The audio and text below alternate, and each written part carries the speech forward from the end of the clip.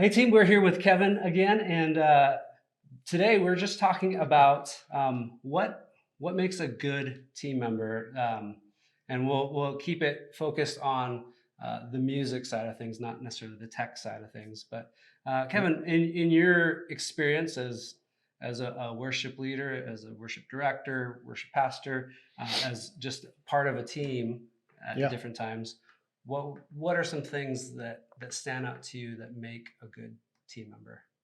I think it goes back to something we had talked about earlier with being prepared. Um, I can't really be a part of the team if I don't know what's going on, right? Like if I'm not prepared well. That's number one. Um, Number two, I think would be to facilitate worship specifically. If you are leading worship that Sunday, right? You're taking the lead on a song, and I'm playing guitar. I think being a good team member, me being a good team member in that environment is serving you well as your guitarist so that you can better serve the congregation. Okay. We're all on stage together serving the congregation Mm-hmm. in leading worship. However, being a good band member, right? So it's the bass holding down the low end and the drummer kind of locking in, right? Like that makes a good team. Mm-hmm. You know what I mean? So playing well with others. It's not about my guitar parts. It's not necessarily about your voice. You have a beautiful voice, by the way. But it's not about My mom says the same thing. Yeah. but it's not about those things. Yeah. If we look at like what we're doing, we're trying to facilitate like a place of worship.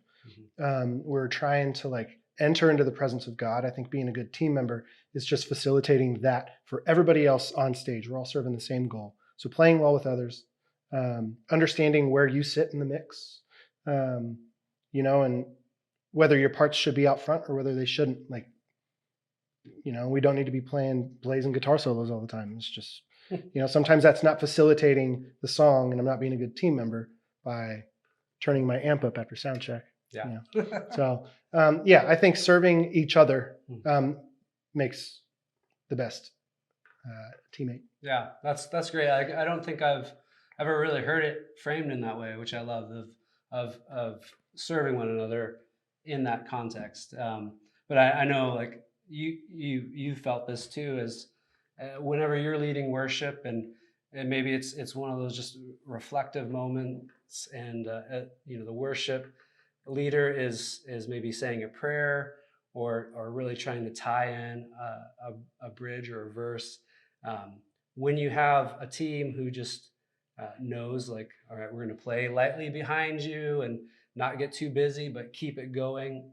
And you have the freedom as the leader to not have to worry about what chord changes you're making and all that. Exactly. It frees you up so that you can really serve that congregation, as you put it, and be just more in the moment and listening to Holy Spirit there. Whereas on the flip side of that, when you get to those moments, if the whole band just automatically stops and is dead silent, and it feels super awkward, and you feel like, oh, I've got to keep playing, and then maybe you're talking and playing and hitting a bad note and getting a phone call from Geico. That's not planned.